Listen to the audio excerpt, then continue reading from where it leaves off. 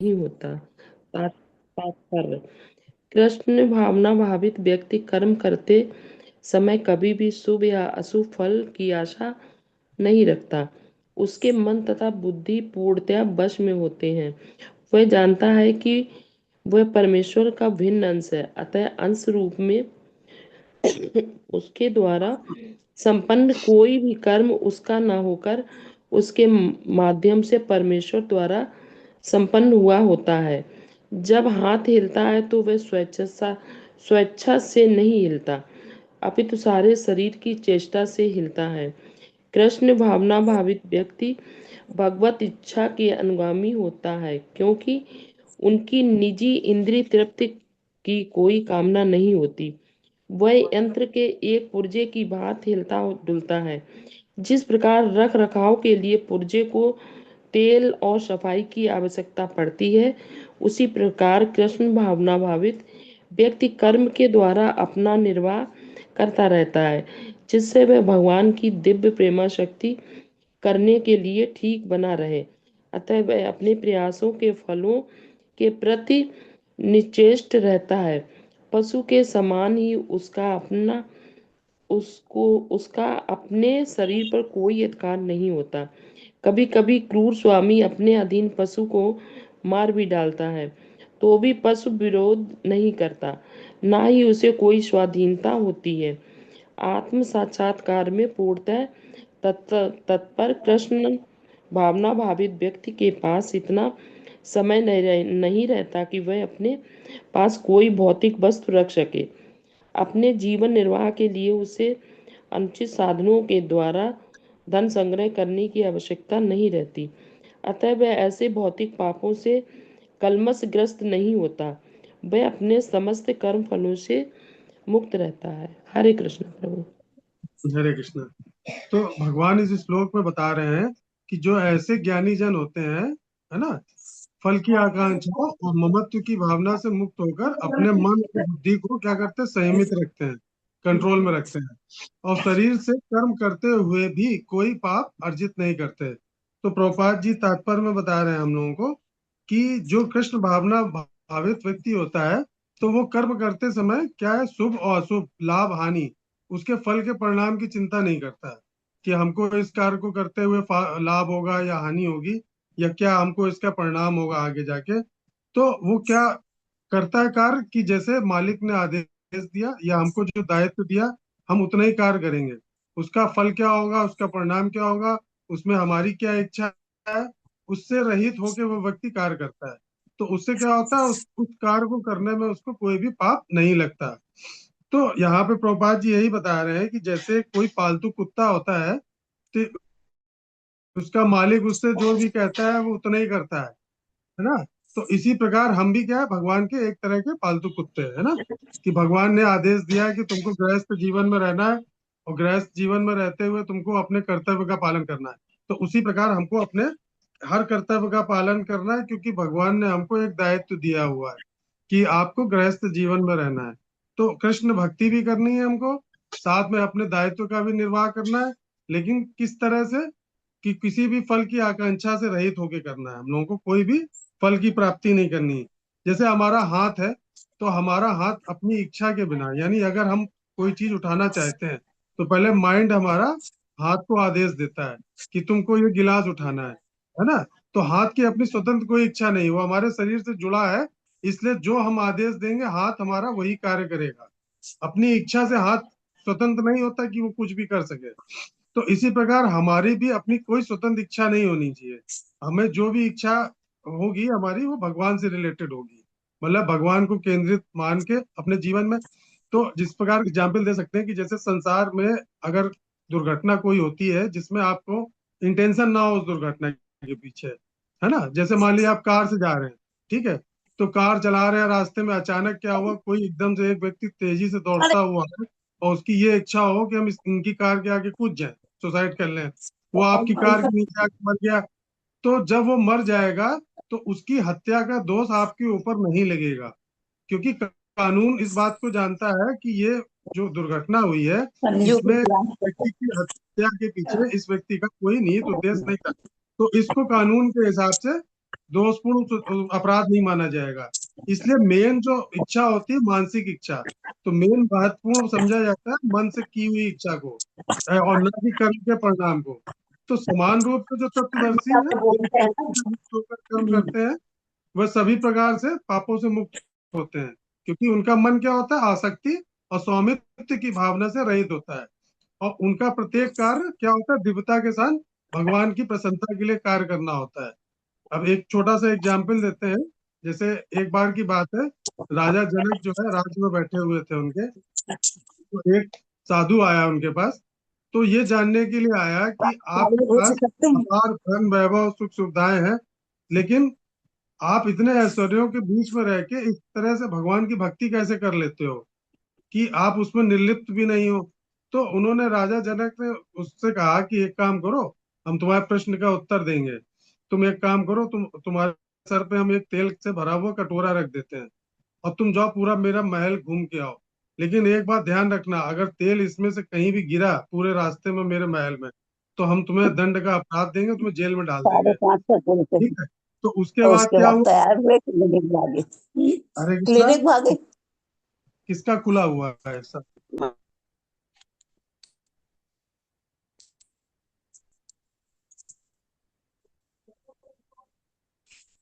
तो उसके बाद जो है, वो साधु ने क्या किया, सर में तेल का कटोरा लिया और पूरा महल घूम के वहां आया।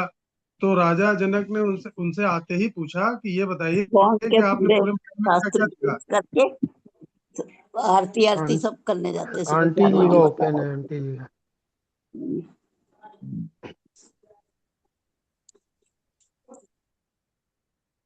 हो गया, मूड हो गया। तो उसके बाद जो है, उन्होंने उससे पूछा कि तुमने महल में क्या क्या देखा। तो वो बोला कि आपने मेरे सर पे कटोरा रखा हुआ था, और ऊपर से ये बोल दिया कि तेल अगर गिरा तो तुमको दंड दिया जाएगा। और उसके बाद हमसे पूछ रहे हैं कि महल में तुमने क्या क्या देखा।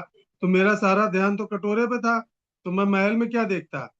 तो वही चीज उन्होंने, राजा ने उनको बताया कि जिस तरह तुम्हारा ध्यान केवल तेल पे था, क्योंकि तुम्हारा ध्यान तेल के अलावा कहीं जा ही नहीं सकता था, इसी प्रकार मेरा ध्यान जो है सिर्फ परमात्मा के ध्यान में रहता है। मैं सारे कर्म जरूर करता हूँ, शरीर निर्वाह के लिए कर्तव्य करता हूँ, राजा होने के नाते अपना कर्तव्य करता हूँ, लेकिन मुझे किसी भी चीज के प्रति मोह नहीं है, मेरी किसी भी चीज से आसक्ति नहीं है, न मेरी इस राज्य से, न मेरी इस प्रजा से, न मेरे परिवार से। तो इसलिए मैं पूरी तरह से कर्म से विलुप्त नहीं हूँ। और अगर जिस दिन आप अपने किसी चीज पे अधिकार समझ लेते हैं, तो आपको ये, उससे क्या होता है, मोह हो जाता है, आसक्ति हो जाती है। तब आपको उसके खोने का भय या मिलने की खुशी तब तक ही रहती है जब तक आपको उस चीज से, मतलब आप जुड़े हुए हैं उस कर्म से। तो तीन चीजें इस श्लोक में हमको समझनी। क्या? पहली, हमारे पास वस्तुएं होना ये बुरा नहीं होता है, उसका भोग करना भी बुरा नहीं होता, लेकिन आपका उस वस्तु से, उस व्यक्ति से जुड़ाव या लगाव होना, ये केवल बंधन का कारण होता है। तो दूसरा पॉइंट क्या, केवल जीवित रहने के लिए ही जो जरूरी कर्म है, अगर हम वो करते हैं अपने दायित्व निर्वाह के लिए, तो वो क्या करता है, हमको पापों से मुक्त रखता है, वो हमको पापों के बंधन में नहीं बांधता। तीसरा क्या है, संग्रह नहीं करना चाहिए। तो अनावश्यक वस्तुओं का संग्रह करने से उनके प्रति मोह आसक्ति की इच्छा प्रबल होती है। तो इस संग्रह करने की इच्छा को जो छोड़ा जाता है उसी को सर्वोपरि त्याग कहते हैं। हरे कृष्ण। अगला श्लोक 22वां, कौन पढ़ेगा? हरे कृष्णा। जी पढ़िए माधवी। यदृच्छा लाभ संतुष्टो द्वंद्वातीतो विमत्सरा समा सिद्धा वसिद्धो च कृत्वाति न निबध्यते। जो स्वतः होने वाले लाभ से संतुष्ट रहता है, जो द्वंद्व से मुक्त है और ईर्ष्या नहीं करता है, जो सफलता तथा असफलता दोनों में स्थिर रहता है, वह कर्म करता हुआ भी कभी बनता नहीं। तात्पर्य: कृष्ण भावना भावित व्यक्ति अपने शरीर निर्वाह के लिए अधिक प्रयास नहीं करता, वह अपने आप होने वाले लाभों से संतुष्ट रहता है और न तो मांगता है न उधार लेता है, किंतु यथा सामर्थ्य वह सच्चाई से कर्म करता है और अपने श्रम से जो प्राप्त हो जा पाता उसी से संतुष्ट रहता है। अतः वह अपनी जीविका के विषय में स्वतंत्र रहता है। वह अन्य किसी की सेवा करके कृष्ण भावनामृत संबंधी अपनी सेवा में व्यवधान नहीं आने देता, किंतु भगवान की सेवा के लिए वह संसार की द्वैतता से विचलित हुए बिना कोई भी कर्म कर सकता है। संसार की ये द्वैतता गर्मी, सर्दी, सुख, दुख के रूप में अनुभव की जाती है। कृष्ण भावना भावित व्यक्ति द्वैतता से परे रहता है, क्योंकि कृष्ण को प्रसन्न करने के लिए वह कोई भी कर्म करने से झिझकता नहीं है। अतः ये सफलता तथा असफलता होने में ही समभाव रहता है। ये लक्षण तभी दिखते हैं जब कोई दिव्य ज्ञान से पूर्णता स्थिर हो। हरे कृष्ण। हरे कृष्ण। तो यहाँ पे इस श्लोक में भगवान बता रहे हैं कि वे जो अपने आप स्वतः प्राप्त हो जाए ऐसे व्यक्ति उसमें संतुष्ट रहते हैं और ईर्षा और द्वैत भाव से मुक्त रहते हैं। वे सफलता और असफलता दोनों में संतुलित रहते हैं, जो सभी प्रकार के कार्य करते हुए कर्म के बंधन में नहीं पड़ते। तो इसमें भगवान देखिए तात्पर्य में प्रभुपाद जी बता रहे हैं कि जो कृष्ण भावना भावित व्यक्ति होते हैं, कृष्ण भावना में जो स्थित होते हैं, तो वो क्या करता है, अपनी आवश्यकता के लिए ना तो किसी से उधार मांगता है, ना वो किसी से कभी उधार लेगा। जितना सच्चाई से कर्म करना उतना करेगा, अपना श्रम जितना परिश्रम करना उतना करेगा, लेकिन वो अपनी जीविका के बारे में अधिक संग्रह करने के बारे में अत्यधिक प्रयास नहीं करता। वो जितना उसको प्राप्त हो जाता है उस व्यक्ति को, उतने में वह हमेशा संतुष्ट रहता है। तो इस प्रकार के जो व्यक्ति होते हैं वो क्या होता है, ईर्षा और द्वेष, सफलता और असफलता, इस तरह के द्वैत भावों से मुक्त रहते हैं पूरी तरह से। और जो मुक्त रहता है तो वो क्या है, किसी प्रकार के कर्म करने में झिझकता नहीं है और दिव्य ज्ञान में पूर्णता स्थित हो जाता है। तो हम देखते हैं कि देखिए हर सिक्के के दो पहलू होते हैं, हेड और टेल, है ना। इसी के समान जो भगवान ने सृष्टि रची थी, तो उसमें भी हर चीज के पीछे द्वैत लगा दिया था उन्होंने, है ना। तो हेड टेल की तरह क्या होता है, दिन और रात होता है। फिर जब मीठा आप खाते हो तो उसके साथ कड़वा भी आता है। अगर गर्मी होती है तो उसके तो बाद में सर्दी भी आती है ना। वर्षा अगर हो रही है तो उसके बाद सूखा भी पड़ता है, अकाल भी है। तो जैसे गुलाब की झाड़ी होती है, गुलाब की कंटीली कांडियों में सुंदर गुलाब के फूल भी निकलते हैं और साथ में कांटे भी होते हैं। तो इसी प्रकार जीवन में हर तरह से द्वैतता आती है हमारे। क्या होता है, जैसे सुख आया तो दुख भी आएगा, अगर आज जय हुई पराजय भी होगी, अगर यश मिल रहा है तो कल आपको अपयश भी मिल सकता है। तो इस तरह के भाव जो है, देखिए भगवान राम भी जब आए थे मानव शरीर धारण करके, उन्होंने अवतार लिया, तो उन्होंने अपनी दिव्य लीलाओं का प्रदर्शन किया। देखिए अयोध्या में एक राज्याभिषेक जिस दिन होना था उनका, उससे एक दिन पहले उन्होंने अपने पिता के वचन रखते हुए वनवास जाने की आज्ञा स्वीकार कर ली, एक बार भी व्रत नहीं किया। तो संसार में अगर कोई आया है और रह रहा है और यहाँ पे उसको अपना जीवन यापन करना है, तो उसको क्या करना है, द्वैतता को निष्प्रवाही करना है। और सदा सकारात्मक अनुभव करने की आशा आप नहीं कर सकते हो कि हर समय आपके साथ में अच्छा ही अच्छा हो, बुरा कुछ भी नहीं हो सकता। तो इस तरह की परिस्थितियों में द्वैतता से ऊपर उठकर प्रत्येक अवस्था में स्थिर रहना सीख कर ही हम द्वैतताओं का समान कर सकते हैं, समाधान, है ना। और ऐसा तभी संभव हो सकता है जब हम अपने कर्मों के फलों के प्रति विरक्ति की भावना को विकसित कर लें और फल की लालसा के बिना जीवन में अपने कर्तव्य के निर्वहन की ओर ध्यान दें। और हमेशा प्रयास ये करें कि हम जो भी कार्य करें उसमें भगवान का सुख जरूर, या कहीं बीच में मिडिल सेंटर में भगवान जरूर होने चाहिए। उस प्रकार की जब स्थिति में हम आ जाएंगे तो हम क्या, अनुकूल और प्रतिकूल दोनों प्रकार के परिणाम, अच्छा या बुरा, है ना, उसमें दोनों में भगवान की इच्छा देखने लगते हैं। और जब भगवान की इच्छा उसमें निहित हो जाती है तो फिर उसमें किसी भी तरह का हमारे ऊपर कोई जीवन में दोष या हम उन कर्मों में लिप्त नहीं होते। तो इसमें देखिए श्लोक में तीन शब्द आए। एक पहला है, भगवान बोलते हैं यदच्छा लाभा, यानी जो बिना मांगे मिल जाए उसमें आप खुश रहो।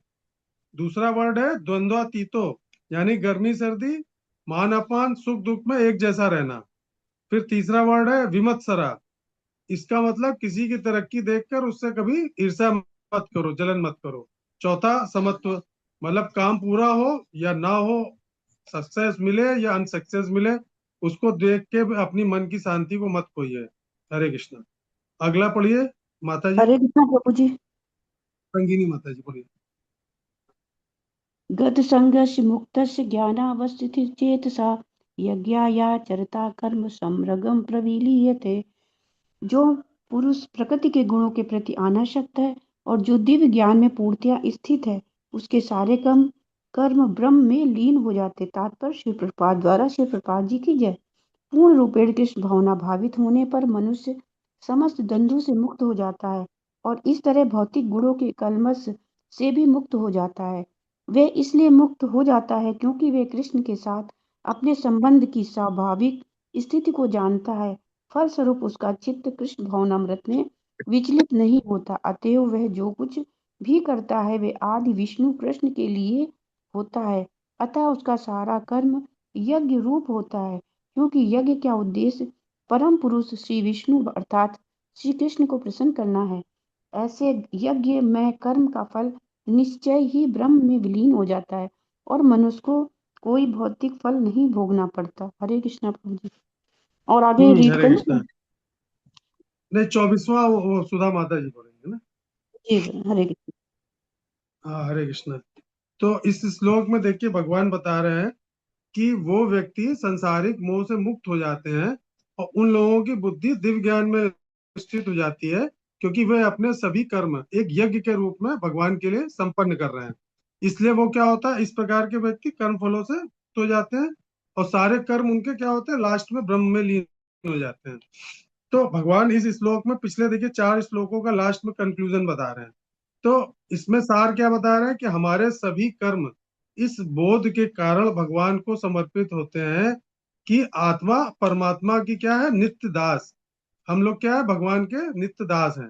तो चैतन्य महाप्रभु ने बताया है चैतन्य चरितामृत में मध्य लीला में कि जीवेर स्वरूप है कृष्ण नित्य दास। मतलब इस जीवात्मा का जो स्वरूप है वो क्या है, कृष्ण का नित्य दास। मतलब ये जीवात्मा शुरू से भगवान कृष्ण की नित्य दास है। तो आत्मा का जो स्वाभाविक रूप है वो यही है कि हम क्या है, भगवान के दास हैं। और जो इस ज्ञान को विकसित कर लेता है व्यक्ति कृष्ण के प्रेम से, है ना, तो उसको क्या होता है, वो लास्ट में ये बात समझ जाता है कि हमको अपने जो सारे कर्म हैं वो क्या करने हैं, भगवान को समर्पित करने हैं। और वो अपने कर्मों की पापमय प्रवृत्ति से मुक्त हो जाते हैं।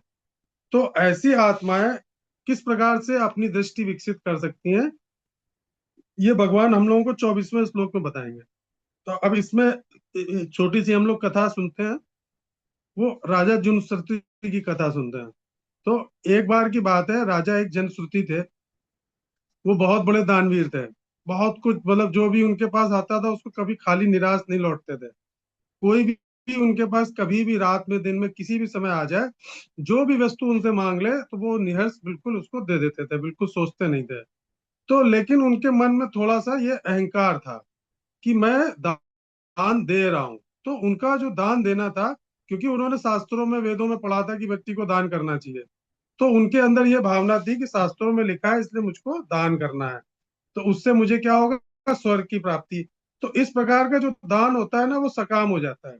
मतलब आप अगर कोई दान कर रहे हो और इस इच्छा के साथ कर रहे हो कि इसके साथ में मेरा नाम जुड़े या मेरे पीढ़ी का या परिवार का, मेरे माता पिता किसी का भी नाम, लोग देखते हैं ना पंखे में लिखवा देते हैं कि सौजन्य से कमरा बनवाया उसमें लिखवा दिया सौजन्य से, कुआं बनवा रहे हैं, अस्पताल बनवा रहे हैं उसमें लिखवा देते सौजन्य से फला सेठ। तो जो इस प्रकार के दान होते हैं वो क्या होते हैं, सकाम कर्म होते हैं। यानी उसमें फल की इच्छा कि हमारे हम लोग रहे ना रहे, हमारे माता पिता का नाम या मेरा नाम क्या रहे, हमेशा लोग पढ़ेंगे कि इसमें लिखा हुआ है। तो क्या वो उनके मन में भी था ऐसे ही सकाम कर्म। तो एक बार वो महल के ऊपर घूम रहे थे, तो ऊपर से हंसों का झुंड जा रहा था। तो वो राजा जो थे वो जानवरों की भाषा जानते थे। तो उसमें उन्होंने सुना कि हंस लोग आपस में बात कर रहे हैं। एक हंस कह रहा है दूसरे हंस से कि सावधान होकर उड़ना राजा के महल के ऊपर से, क्योंकि राजा का दान का प्रताप ऐसा है कि उसके तेज से कहीं तुम जल ना जाओ तुम्हारे पंख और तुम नीचे गिर जाओ। तो दूसरा हंस हंसने लगा। तो बोला, अरे इस राजा का दान जो है रैक मुनि से ज्यादा थोड़ी ना है। रैक मुनि जो दान करते हैं उनसे बड़ा दानी कोई नहीं है। तो राजा तो अहंकार वश दान दे रहा है, लेकिन रैक मुनि जो करते हैं वो सब ईश्वर का समझ के करते हैं, वो किसी वस्तु को अपना नहीं समझते। तो राजा ने जब सुना तो वो रैक मुनि के पास गए।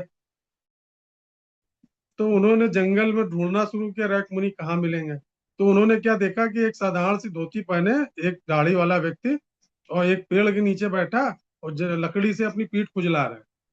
तो उन्होंने पूछा कि रैक मुनि आप ही हैं क्या? तो बोला मैं ही हूँ। तो राजा को बड़ा आश्चर्य हुआ, तो उन्होंने राजा उनसे को हंसो वाली बात बताई रैक मुनि को। तो उन्होंने रैक मुनि ने राजा से कहा कि देखिए, असली कर्म वो होता है जो आप परमात्मा के लिए करते हो। आप अगर किसी को दान दे रहे हो या कुछ भी दान दे रहे हो, अगर आप उसको अपनी संपत्ति समझ के दान दे रहे हो कि ये मेरा है, तो जहां पे ये मेरा की भावना जुड़ जाती है, तो वहां पे अहंकार आ जाता है आपका, मैं और मेरा। ये दो शब्द ऐसे हैं जो आपके अहंकार के सूचक हैं। हम लोग अपनी लैंग्वेज में जनरल बोलते हैं मैं, या मेरा है, या मेरा है, या मैं हूं। तो जब तक ये भावना शब्द हमारे मुंह से निकल रहे हैं ना, तब तक आप ये समझिए कि आप अभी आत्मा के स्तर तक नहीं पहुंचे हैं। अभी आप इस शरीर के स्तर पे बात कर रहे हैं। जिस दिन आप आत्मा के स्तर पे पहुंच जाएंगे, उस दिन आपके मुंह से मैं और मेरा शब्द निकलना बंद हो जाएगा। फिर क्या निकलेगा? हम, हमारा, हम सबका, हमारा, आपका, ये शब्द निकलने लगते हैं। तो ये चीज राजा को समझ में आ गई कि मैं जो दान दे रहा था, वो दान मेरा एक स्वार्थ की भावना से था। तो इसमें देखिए 4-5 वर्ड है जो भगवान बता रहे हैं। पहला वर्ड यूज हुआ गत संगत से। गत संगत से भगवान ने यूज किया, मतलब बाहरी दुनिया और फल से आपको कोई मोह ना होना, ये गत संगत है। दूसरा वर्ड यूज हुआ ज्ञानावस्थित शेषा, यानी हर समय आप ये याद रखिए कि मैं आत्मा नहीं, मैं आत्मा हूं, मैं शरीर नहीं हूं, मैं शरीर नहीं हूं, मैं आत्मा हूं। दिन भर इस वर्ड को यूज करना है कि मैं क्या हूं, मैं आत्मा हूं, मैं शरीर नहीं हूं। फिर ये हमारे व्यवहार में धीरे धीरे उतरने लगेगा। तीसरा वर्ड यहाँ भगवान ने यूज किया यज्ञ या चर्चा, मतलब ऑफिस का काम हो या घर का, उसे क्या करिए, किसी भी काम को भगवान की सेवा मान के करिए। चौथा वर्ड यूज हुआ कर्म विलीना, मतलब ऐसे कार्यों से ना पुण्य चिपकता है ना पाप, ना आपको किसी प्रकार का उन कार्यों को करने से दोष प्राप्त होता है, यानी आप पापों से युक्त नहीं होते हैं। हरे कृष्णा। अगला श्लोक सुधा माता जी। हरे कृष्ण प्रभु। जी पढ़े माता जी। ब्रह्मा अर्पणं ब्रह्मा हवि ब्रह्मा अगौ ब्रह्माणाहुतं ब्रह्मोतेन गंतव्यम ब्रह्मा कर्म समाधिना। जो व्यक्ति कृष्ण भावना मृत में पूर्णतया लीन रहता है, उसे अपने आध्यात्मिक कर्मों के योगदान के कारण अवश्य ही भगवत धाम की प्राप्ति होती है, क्योंकि उसमें हवन आध्यात्मिक होता है और हव्य भी आध्यात्मिक होती है। तात्पर्य श्रील प्रभुपाद के द्वारा श्रील प्रभुपाद की जय। यहाँ इसका वर्णन किया गया है कि किस प्रकार कृष्ण भावना भावित कर्म करते हुए अंततो गत्वा आध्यात्मिक लक्ष्य प्राप्त होता है। कृष्ण भावनामृत विषयक विविध कर्म होते हैं, जिनका वर्णन अगले श्लोकों में किया गया है, किंतु इस श्लोक में तो केवल कृष्ण भावनामृत का सिद्धांत वर्णित है। भौतिक कलमश से ग्रस्त बद्ध जीव को भौतिक वातावरण में ही कार्य करना पड़ता है, किंतु फिर भी उसे ऐसे वातावरण में निकलना ही होगा। जिस विधि से वह ऐसे वातावरण से बाहर निकल सकता है, वह कृष्ण भावनामृत है। उदाहरण के लिए, यदि कोई रोगी दूध की बनी वस्तुओं से के अधिक खाने से पेट की गड़बड़ी से ग्रस्त हो जाता है, तो उसे दही दही दिया जाता है, जो दूध ही से बनी अन्य वस्तु है। भौतिकता में ग्रस्त बद्ध जीव का उपचार कृष्ण भावनामृत के द्वारा ही किया जा सकता है, जो यहाँ गीता में दिया हुआ है। यह विधि यज्ञ या विष्णु या कृष्ण को प्रसन्न करने के लिए किए गए कार्य कहलाती है। भौतिक जगत के जितने ही अधिक कार्य कृष्ण भावनामृत में या केवल विष्णु के लिए किए जाते हैं, पूर्ण तल्लीनता से वातावरण उतना ही अधिक आध्यात्मिक बनता रहता है। ब्रह्म शब्द का अर्थ है कि आध्यात्मिक भगवान आध्यात्मिक है और उनके दिव्य शरीर की किरणें ब्रह्म ज्योति कहलाती हैं। यही उनका आध्यात्मिक तेज है। प्रत्येक वस्तु इसी ब्रह्म ज्योत में स्थित रहती है, किंतु जब जब यह ज्योत माया या इंद्रिय तृप्ति द्वारा आच्छादित हो जाती है, तो यह भौतिक ज्योत कहलाती है। यह भौतिक आवरण कृष्ण भावनामृत द्वारा तुरंत हटाया जा सकता है। अतएव कृष्ण भावनामृत के लिए अर्पित हवि ग्रहण करता हवन होता तथा फल ये सब मिलकर ब्रह्मा या परम सत्य है, माया द्वारा आच्छादित परम सत्य पदार्थ कहलाता है। जब यही पदार्थ परम सत्य के निमित्त प्रयुक्त होता है तो इसमें फिर से आध्यात्मिक गुण आ जाता है। कृष्ण भावनामृत मोह जनित चेतना को ब्रह्म या परमेश्वरों ने मुक्त करने की विधि है। जब मन कृष्ण भावनामृत में पूरी तरह निमग्न रहता है तो उसे समाधि कहते हैं। ऐसी दिव्य चेतना में संपन्न कोई भी कार्य यज्ञ कहलाता है तो उसे समाधि कहते हैं। ऐसी दिव्य चेतना में संपन्न कोई भी कार्य यज्ञ कहलाता है। आध्यात्मिक चेतना की ऐसी स्थिति में होता हवन, अग्नि, यज्ञ करता तथा अंतिम फल, यह सब परम ब्रह्म में एकाकार हो जाता है। यही कृष्ण भावनामृत की विधि है। हरे कृष्णा। हरे हरे कृष्णा। कृष्णा प्रभु। देखिए, इसमें इस श्लोक में भगवान बिल्कुल क्लियर बता रहे हैं कि मनुष्य पूरी तरह से कृष्ण भावनामृत में लीन हो जाता है, पूरी तरह अपना लेता है जीवन में भगवत चेतना को, तो उनका क्या होता है, हवन भी ब्रह्म है, हवन सामग्री भी उनकी ब्रह्म है, वह पात्र जिसमें आहुति डाली जा रही है वह भी ब्रह्म है, और अर्पण करने हेतु जो कार्य कर रहा है वह भी ब्रह्म है, और जो यज्ञ की अग्नि है वो भी ब्रह्म है। तो ऐसे मनुष्य जो प्रत्येक वस्तु को भगवान के रूप में देखने लगते हैं, उसको सहजता से उसे पा लेते हैं। तो यहाँ पे हम लोगों को देखिए बताया गया है कि अगर किसी व्यक्ति को अगर स्वस्थ करना हो, यानी दूध से अगर उसको डायरिया हुआ, दूध की बनी किसी चीज से खाने से, तो अगर हम लोग उसको दही में इसबगोल की भूसी मिला के खिला देना तो उसका डायरिया ठीक हो जाता है। तो वही चीज है कि जो व्यक्ति जिस चीज से बीमार हुआ, तो उसी विधि से उसको ठीक करने का अगर उपचार किया जाए तो वो क्या होता है, उसके ऊपर पूरी तरह से लागू हो जाता है। तो क्यों? क्योंकि वास्तव में क्या है, संसार के जितने भी पदार्थ हैं वो भगवान की क्या है, माया शक्ति से निर्मित हैं। और शक्ति और शक्तिमान दोनों में कोई भेद नहीं होता है ना, दोनों एक भी हैं और उनको थोड़ा अलग भी हैं। मतलब क्या, हम तो केवल अणु अंश मात्र है ना शक्तिमान के, हम तो केवल शक्ति है और भगवान क्या है, शक्तिमान है। तो जैसे अग्नि है, अग्नि की जो शक्ति होती है क्या होता है, उससे जो रोशनी निकलती है यानी प्रकाश, वो अग्नि की शक्ति है। तो उसको अग्नि से आप पृथक भी कह सकते हैं क्योंकि वो बाहर से दिखाई दे रहा है अग्नि के, परंतु अग्नि के अंश के रूप में ही समझेंगे ना उसको हम। वो अग्नि से अलग कैसे हो सकता है, जो अग्नि से प्रकाश निकल रहा है, ज्वाला निकल रही है। तो इसी प्रकार हम क्या है, भगवान के अंश है, तो भगवान से अलग भी नहीं हो सकते और भगवान के समान भी नहीं हो सकते। तो हम क्या कहलाएंगे, भगवान की एक मात्र शक्ति है। जैसे सूर्य की किरणें आपकी खिड़की से आपके अंदर कमरे में आती हैं, तब लोग क्या कहते हैं, सूर्योदय हो गया। तो सूर्य की किरणों को सूर्य के साथ जोड़ के ही देखा जाएगा ना, सूर्य से अलग होके नहीं आ सकती ना सूर्य की किरण। और लेकिन सूर्य की किरण और सूर्य में बहुत अंतर होता है, यही शक्ति और शक्तिमान में अंतर है। क्या है, शक्ति अंश होती है, आत्मा क्या है, भगवान की शक्ति है। इसीलिए आत्मा को जीव शक्ति कहा गया है, आध्यात्मिक शक्ति। तो 7वें अध्याय के 4 और 5वें श्लोक में भगवान ने इसकी व्याख्या करी है। चैतन्य चरितमृत में देखिए इसका एक श्लोक है, बताते हैं आपको। जीव तत्व शक्ति कृष्ण तत्व शक्तिमान, गीता विष्णु पुराण आदि तहाते प्रमाण। ये चैतन्य चरितमृत बुक में आदि लीला के 7.117 में ये श्लोक लिखा गया है। क्या? भगवान श्री कृष्ण शक्तिमान है, आत्मा उनकी शक्ति है। इसका वर्णन भगवत गीता विष्णु पुराण में किया गया है।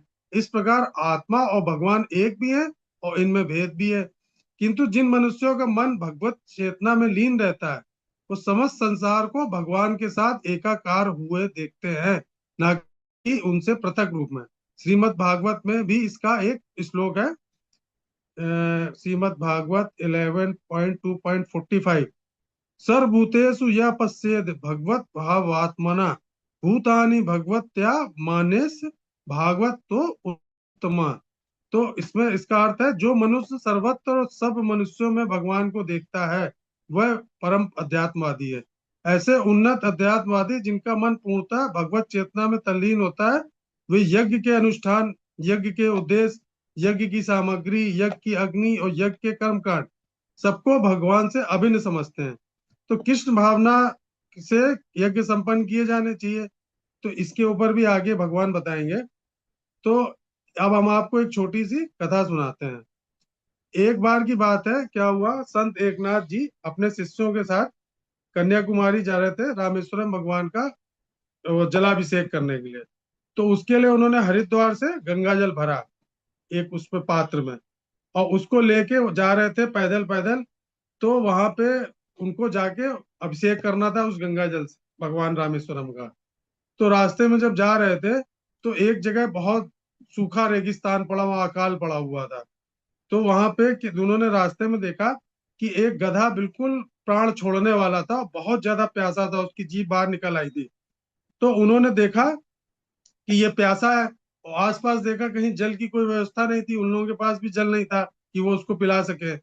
तो उन्होंने क्या किया, अपना जो गंगा जल वाला पात था जो रामेश्वरम लेके जा रहे थे, और उन्होंने उस गधे को पिला दिया उन्होंने पूरा गंगा जल। तो उन्होंने, साथी जो थे उनके उनके शिष्य वगैरह थे, बड़े हैरत में पड़ गए कि आप इतने दूर से पैदल पैदल वो गंगा जल लेके आ रहे हो, रामेश्वरम जाना, रामेश्वरम यहाँ से थोड़ी दूर रह गया था, और आपने मरते हुए गधे को गंगा जल पूरा पिला दिया।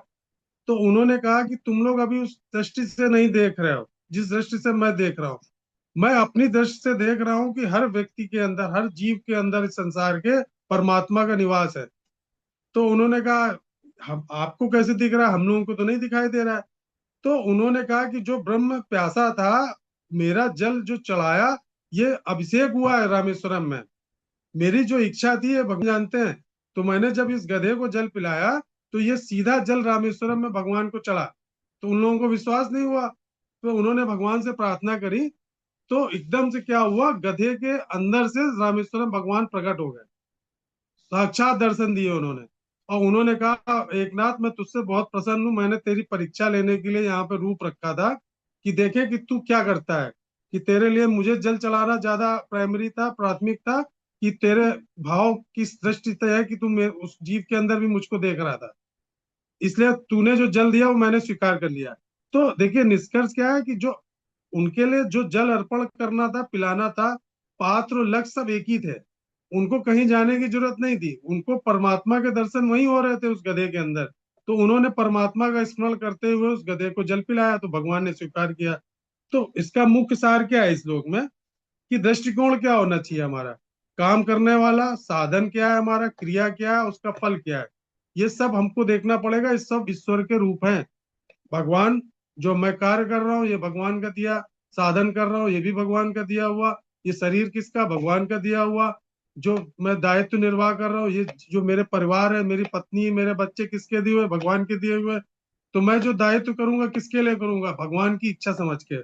क्या, कि ये पत्नी मुझे दी गई है, मुझे अपने दायित्व का निर्वाह करना है, मेरे बच्चों का निर्वाह करना है, मुझे उनकी जीविका चलानी है, मुझे अपने कर्तव्य का पालन करना है, लेकिन ये सोच के कि ये सब भगवान का ही रूप है। मेरी पत्नी जो है वो भी एक आत्मा है, वो भी भगवान की दी हुई है, वो भी भगवान का अंश है। मेरे बच्चे जो है वो भी भगवान के अंश है। तो जिस भाव से हम ये देखने लगेंगे ना उस दिन हमको परमात्मा को कहीं ढूंढना नहीं पड़ेगा, भगवान हमारे सामने स्वयं प्रकट होंगे, जैसे एकनाथ जी के हो गए थे। तो अद्वैत भाव क्या रखना है, जब हम खाना खाते हैं तो भोजन में भी यही देखना है कि ये ब्रह्म का दिया हुआ है।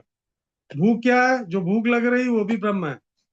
जो मेरे पेट में अग्नि जो जल रही है जिसकी वजह से हमको भूख लग रही है, जो पाचक तत्व है जो जिसकी वजह से खाना हजम होता है, ये भी क्या है, ब्रह्म है, ये भी भगवान के दिए हुए हैं।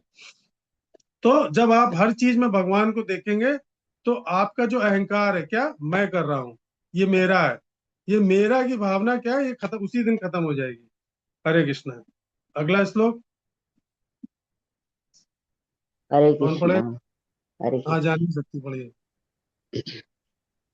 देवम एवं अपरे यज्ञम योगिना पर्युपासते ब्रह्मा अग्नो अपरे यज्ञम यज्ञेन एवं उपजुहति। कुछ योगी विभिन्न प्रकार के यज्ञों के द्वारा देवताओं देवताओं की भली भांति पूजा करते हैं। वे अग्नि में आहुति डालते हैं। तात्पर्य जैसा कि पहले कहा जा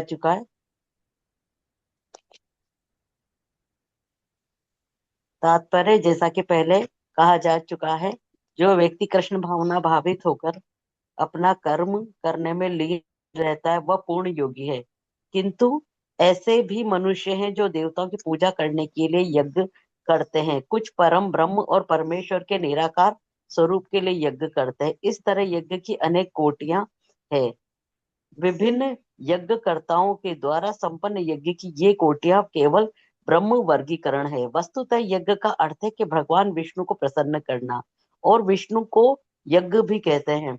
विभिन्न प्रकार के यज्ञों को दो श्रेणियों में रखा जा सकता है। सांसारिक द्रव्यों के लिए यज्ञ, द्रव्य यज्ञ, और दिव्य ज्ञान के लिए किए गए यज्ञ, ज्ञान यज्ञ। जो कृष्ण भावना भावित है उसकी सारी भौतिक संपदा परमेश्वर को प्रसन्न करने के लिए होती है, किंतु जो किसी क्षणिक भौतिक सुख की कामना करते हैं वे इंद्र, सूर्य आदि देवताओं को प्रसन्न करने के लिए अपने भौतिक संपदा की आहुति देते हैं। किंतु अन्य लोग जो निर्विशेषवादी हैं वे निराकार ब्रह्म में अपने स्वरूप को स्वाहा कर देते हैं। देवतागण ऐसे शक्तिमान जीवात्मा है जिन्हें ब्रह्मांड को ऊष्मा प्रदान, जल देने तथा प्रकाशित करने जैसे भौतिक कार्यों की देखरेख के लिए परमेश्वर ने नियुक्त किया है। जो लोग भौतिक लाभ चाहते हैं वे वैदिक अनुष्ठानों के अनुसार विविध देवताओं की पूजा करते हैं। ऐसे लोग बहिश्वरवादी कहलाते हैं। किंतु जो लोग परम सत्य के निर्गुण स्वरूप की पूजा करते हैं और देवताओं के स्वरूप को अनित्य मानते हैं वे ब्रह्म की अग्नि में अपने आप की ही आहुति दे देते हैं और इस प्रकार ब्रह्म के अस्तित्व में अपने अस्तित्व को समाप्त कर देते हैं। ऐसे निर्विशेषवादी परमेश्वर की दिव्य प्रकृति को समझने के लिए दार्शनिक चिंतन में अपना सारा समय लगाते हैं। दूसरे शब्दों में सकाम कर्मी भौतिक सुख के लिए अपनी भौतिक संपत्ति का यजन करते हैं, किंतु निर्विशेषवादी पर ब्रह्म में लीन होने के लिए अपनी भौतिक उपाधियों का यजन करते हैं। निर्विशेषवादी के लिए यज्ञाग्नि ही परम ब्रह्म है जिसमें आत्म स्वरूप का विलय ही आहुति है। किंतु अर्जुन जैसा कृष्ण भावना भावित व्यक्ति कृष्ण को प्रसन्न करने के लिए सर्वस्व अर्पित कर देता, इस तरह उसकी सारी भौतिक संपत्ति के साथ साथ आत्म स्वरूप भी कृष्ण के लिए अर्पित हो जाता है। वह परम योगी है किंतु उसका पृथक स्वरूप नष्ट नहीं होता। हरे कृष्णा। हरे कृष्णा। तो देखिए भगवान यहाँ पे बता रहे हैं कि कुछ योगी जो होते हैं वो क्या करते हैं, संसारिक पदार्थों की आहुति देते हुए यज्ञ द्वारा देवताओं की पूजा करते हैं, यानी किसी कामना की पूर्ति हेतु। जो अन्य लोग हैं वो वास्तव में आराधना करते हैं, वे परम सत्य ब्रह्म रूपी अग्नि में क्या देते हैं, आत्महुति। तो आत्महुति में क्या करना है, इसमें भगवान ये बता रहे, देखिए कि दो प्रकार के यज्ञ होते हैं। एक सांसारिक पदार्थों की प्राप्ति के लिए जो यज्ञ किया जाता है उसको क्या बोलते हैं, द्रव्य यज्ञ, जो देवताओं के लिए किया जाता है। दूसरा यज्ञ बताया भगवान ने यहाँ, ज्ञान यज्ञ, यानी दिव्य ज्ञान के लिए जो यज्ञ किया जाता है, जो कृष्ण भावना भावित होता है, उसको हम लोग क्या बोलते हैं, ज्ञान यज्ञ। क्योंकि उनकी सारी भौतिक संपदा परमेश्वर को प्रसन्न करने के लिए होती है, जो किसी क्षणिक भौतिक सुख की साधना करते हैं। अब देखिए क्या होता है, जो मायावादी लोग होते हैं, निर्विशेषवादी, तो वो क्या होता है, ब्रह्म ज्योति की आराधना करने लगते हैं। क्या ब्रह्म ज्योति क्या है, भगवान का जो नित्य गोलोक धाम है जहाँ भगवान नित्य वास करते हैं, उससे जो भगवान के अंगूठे से एक रोशनी प्रकाश बाहर आता है जो एक ज्योति के रूप में दिखता है। उसके ब्रह्म ज्योति के पीछे क्या है वो उसकी सामर्थ्य उन लोगों के अंदर नहीं होती देखने की। उनको सिर्फ ब्रह्म ज्योति तक का पता है कि हमको क्या करना है, ब्रह्म ज्योति में लीन हो जाना है, ठीक है। लेकिन उसको लीन होने के लिए आप क्या होता है, अपना अस्तित्व समाप्त कर रहे हैं। फिर आपका अस्तित्व भगवान में लीन हो गया, आपका अस्तित्व क्या रहा। अगर यही भाव आप ये बना के रहे कि नहीं मुझे गोपियों की तरह या ग्वाल बालों की तरह, सखाओं के भगवान की तरह अपना अस्तित्व बनाकर रखते हुए भगवान की नित्य सेवा करने को मिल रही है, अगर अगर आप उसके लिए प्रयास कर रहे हैं, तो आपको अस्तित्व समाप्त करने की जरूरत क्या है। आपकी आत्मा का जो अस्तित्व है वो कभी खत्म नहीं होगा, उसको एक रूप मिल जाएगा। जैसे हमारे गोपाल कृष्ण गोस्वामी महाराज हैं, तो जब वो अंतर ध्यान हुए, नित्य लीला में भगवान की प्रवेश किया, तो एक बार की बात है, कुछ समय हुआ था उनको अंतर ध्यान हुए, तो क्या हुआ, नंद गांव का एक बहुत जो बड़ा महंत था वहां का पंडा, तो वो उनको ढूंढ रहा था, गोपाल कृष्ण कौन है, गोपाल कृष्ण कौन है। फिर गोवर्धन में ढूंढता रहा, उनका नाम ले लेके, और इस्कॉन के जितने लोग थे उनसे पूछा। तो इस्कॉन वालों से जब पूछा तो उन्होंने कहा गोपाल कृष्ण महाराज तो हमारे सन्यासी महाराज थे जो वृंदावन में रहते थे। तो उनसे पूछा क्या हो गया, आप क्यों ढूंढ रहे हैं उनको। तो उन्होंने कहा रोज कृष्ण बलराम मेरे पास आते हैं कि जाओ गोपाल कृष्ण को लेके आओ, मुझे उनको अपने साथ गैया चराने ले जाना है, गाय चराने ले जाना है। तो बड़ा ताज्जुब हुआ सब लोगों को। तो उन्होंने वहां वृंदावन भेजा उनको, महंत को, नंदगांव के। तो वहां गए तो वहां उन्होंने मंदिर में पूरी बात बताई। तो वहां से सब लोग कीर्तन करते हुए महाराज की बड़ी सी फोटो लेके नंदगांव गए और उन्होंने, पुजारी ने कहा कि मैं नहीं जानता था, मैं भगवान से रोज कहता था कि मैं नहीं जानता गोपाल कृष्ण कौन है। बोले रोज यही कहते थे, हम तो जब बुला के लो गाय चराने जाना है, उसको मेरे साथ गाय चराने जाना है। तो यानी कभी गोपाल कृष्ण महाराज की हमारी इच्छा रही होगी कि हम नित्य लीला में भगवान की जाएं, तो भगवान के साथ गौचारण कराने जाएं। तो भगवान ने उनकी इच्छा पूरी करने के लिए फिर जब उनकी विग्रह वहां नंदगांव का जो मेन मंदिर है, जहाँ नंद बाबा यशोदा कृष्ण बलराम है, तो वहां जब उनका विग्रह रखा गया जाके उनकी फोटो, उसके बाद भगवान ने आना बंद कर दिया। फिर एक दिन भगवान आए, बोले कि नहीं, आपने मेरा कहना माना तो अब गोपाल कृष्ण मेरे साथ गाय चराने जाते हैं। तो इतनी दिव्य लीला, हम लोगों को लगता है कि हम लोग कभी उस स्तर तक नहीं पहुंच सकते महाराज लोगों के स्तर पर, लेकिन प्रयास तो कर सकते हैं ना। तो जब हम प्रयास करेंगे, तो अगर आप ब्रह्म ज्योति में लीन हो जाओगे, तो आपका क्या हुआ, आप भगवान से एकाकार हो जाओगे, फिर आपका अस्तित्व क्या रहा। तो ये एक मनोकामना कभी नहीं रखनी चाहिए। इसीलिए प्रभुपाद जी हमेशा मायावादी निर्विशेषवादियों का हमेशा विरोध करते रहे। तो यज्ञ क्या है, दिव्य चेतना से युक्त होकर भगवान को अर्पण करने की भावना से करना चाहिए संपन्न। किंतु लोगों में मति में विविधता पाई गई है। वे सभा भिन्न भिन्न प्रकार की चेतना के साथ में यज्ञ करते हैं। कुछ लोग भौतिक पदार्थों की लालसा करने वाले यज्ञ पसंद करते हैं, जो स्वर्ग के देवताओं को प्रसन्न करके स्वर्ग लोक की प्राप्ति कर सकें, या अपनी इच्छित कामनाओं वाली वस्तु को प्राप्त कर सकें। तो अन्य प्रकार के जो मनुष्य होते हैं, वो यज्ञ के प्रयोजन को गहनता से समझते हैं और यज्ञ में परमात्मा को आत्म तत्व की, यानी अहम भाव जो है उसकी आहुति देते हैं। इसको क्या बोलते हैं, आत्मसमर्पण। तो भगवान के लिए समर्पित हो जाना, यही ज्ञान यज्ञ कहलाया जाता है। तो भगवान ने इस श्लोक में बहुत अच्छे तरीके से बताया कि इस क्षण भंगुर संसार में जब कोई मेरा भक्त दिव्य प्रेम की ज्वाला में अपनी आत्महुति डाल देता है, तो उसके अंतर मन में एक विस्फोट होता है, फिर वो मेरे दर्शन करने के योग्य हो जाता है ना। तो इसमें अब इसका एग्जाम्पल देख लेते हैं कि देव यज्ञ क्या का एग्जाम्पल और ज्ञान यज्ञ का। तो देव यज्ञ का एग्जाम्पल यहाँ बताया गया सबरी को। सबरी जो है कई वर्षों तक मतंग ऋषि के आश्रम में रहती थी, और मतंग ऋषि ने उनको कहा कि एक दिन भगवान तुम्हारे पास आएंगे, और कुछ नहीं बताया कब आएंगे, कितने दिन बाद आएंगे, क्यों आएंगे, कुछ नहीं। तुम केवल उनकी प्रतीक्षा करो, वो तुमसे मिलने आएंगे, ये मेरा वचन है।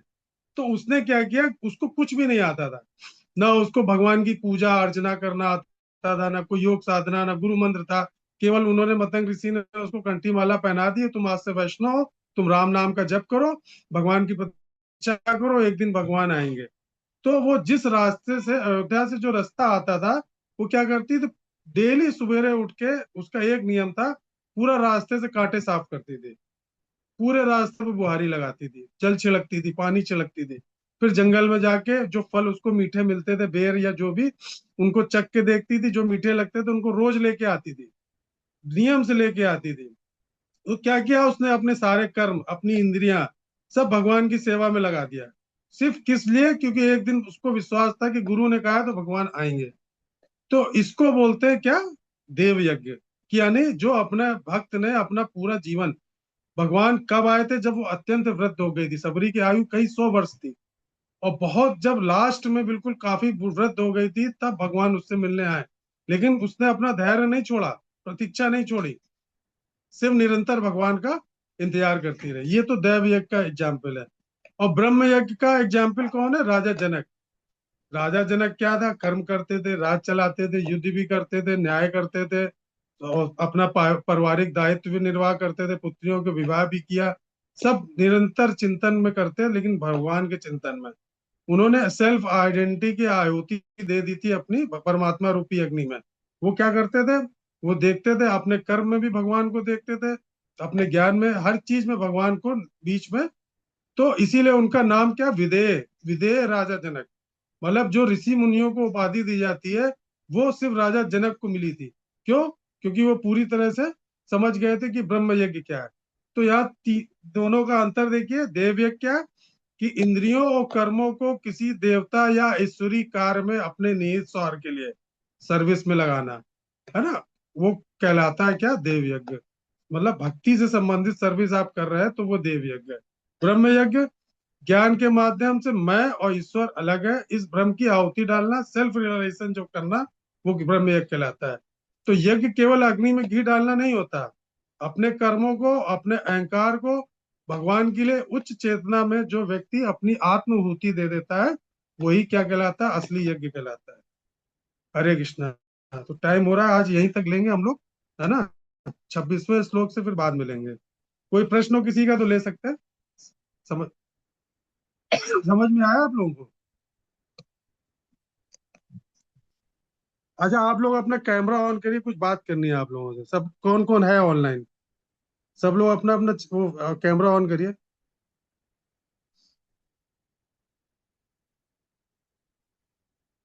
हाँ, सुधा माता जी, सोनम माता जी, और कौन कौन है ऑनलाइन? कौन कौन? मधु माता जी, संजीव प्रभु, और नीलम माता जी, हरे कृष्णा। आरची माता जी, हरे कृष्णा। देखिए, आप लोगों से एक बात करनी थी। अब जो इस समय देखिए परिस्थिति चल रही है ना, इस समय बहुत खतरनाक चल रही है। आप लोगों ने, सब लोगों ने सुना होगा, अभी हमारे कई संत महापुरुष लोग जो है आजकल भविष्य मालिका के बारे में चर्चा कर रहे हैं। वो जगन्नाथपुरी में एक ग्रंथ रखा हुआ है, उसका नाम है भविष्य मालिका। तो आज से बहुत साल पहले चैतन्य महाप्रभु के समय में अच्युतानंद प्रभु जो है उसको लिख के गए थे। और कितना सत्य है असत्य है उसके बारे में तो हम नहीं जानते, लेकिन उसमें जो बताया गया है उसके हिसाब से एक एक बात आज के जमाने में सत्य हो रही है।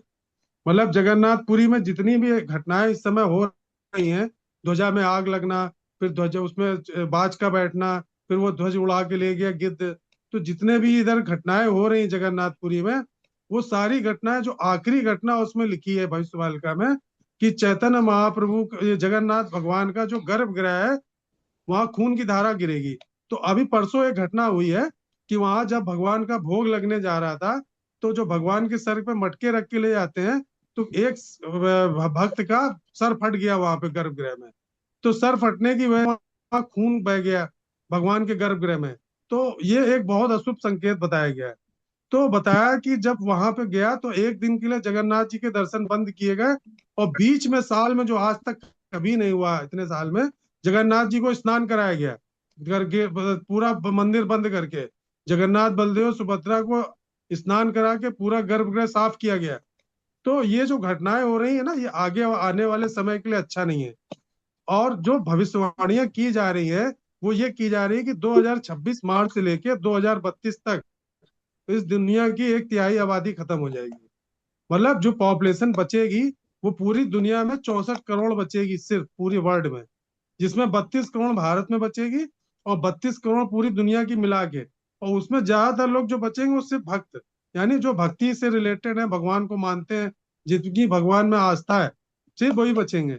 तो हमारा आप सब लोगों से एक ही निवेदन है कि देखिए, अब हम लोगों को ये सब बातें पता है और ग्रंथों में भी लिखा हुआ है कि देखिए, भगवान क्या पूरी प्रलय नहीं लेके आते, आंशिक प्रलय लेके आते हैं। तो आंशिक प्रलय समय समय पे आती है। तो चौथा महायुद्ध होना है इस समय, ये कंफर्म है, और वो शुरू हो चुका है, और धीरे धीरे धीरे ये पूरी दुनिया में फैलेगा। तो हमारा आप लोगों से केवल यही है कि कोशिश ये करिए, ज्यादा से ज्यादा हर समय हरि नाम लेने का प्रयास करिए। देखिए, जितनी ज्यादा से ज्यादा आप भगवान के निकट रहेंगे ना, क्योंकि आगे आने वाले समय में खाली आप सिलेंडर गैस ना पेट्रोल ना देखिए, आप खाने की दिक्कतें, महंगाई, आर्थिक समस्या, सेटेलाइट, बहुत कुछ होने वाला है। हम भविष्यवाणी नहीं कर रहे हैं, लेकिन जो हो रहा है उसको बता रहे हैं आप लोगों को। क्योंकि हम लोगों को पूरी तरह से अगर भगवान के आश्रय में अगर आ जाएंगे, तो हमको आगे आने वाले समय में कष्ट ज्यादा दुखदाई नहीं होंगे, है ना। तो इसलिए मेरा आप लोगों से निवेदन है, जो हरिनाम करते हैं अच्छी बात है, नहीं करते तो आज से आप लोग सब लोग शुरू कर दीजिए, है ना। भगवान का चिंतन, भगवान का निरंतर ध्यान जब समय मिले ज्यादा से ज्यादा, तो आगे संकट के समय में यही हमको बचाएगा और यही हमको शक्ति देगा, है ना। बाकी कोई हमारे काम नहीं आने वाला, कोई सरकार किसी की मदद नहीं कर सकती। सरकार केवल देश की रक्षा कर सकती है, लेकिन जो आपके ऊपर मुसीबत आएगी ना, तो उसके आपको खुद लड़ना है उस संकट से। तो बस यही रिक्वेस्ट है कि समय अच्छा नहीं है, आगे आने वाला समय बहुत खराब है। तो जितना पॉसिबल हो, जो लोग भक्ति में जुड़े हैं अच्छी बात है, और नहीं जुड़े हैं तो आज से सब लोग माला करिए निरंतर। भले 2 माला करिए, 2 3 करिए, 1 करिए, कुछ भी करिए, करिए जरूर। हरे कृष्णा। ठीक है, फिर आज समाप्त करते हैं ना, फ्राइडे को मिलेंगे फिर। हरे कृष्ण। हरे हरे कृष्ण। कृष्ण। हरे हरे कृष्ण। हरे कृष्ण। हरे